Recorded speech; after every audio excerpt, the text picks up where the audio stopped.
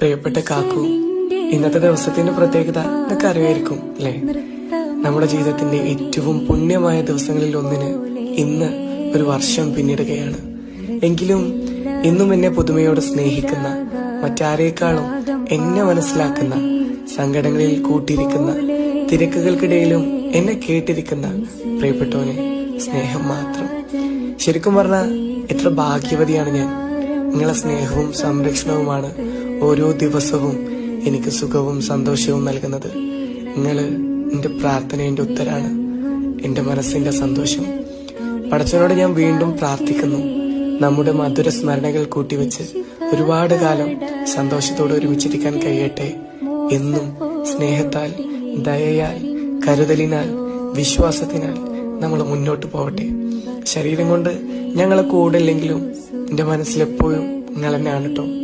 I am really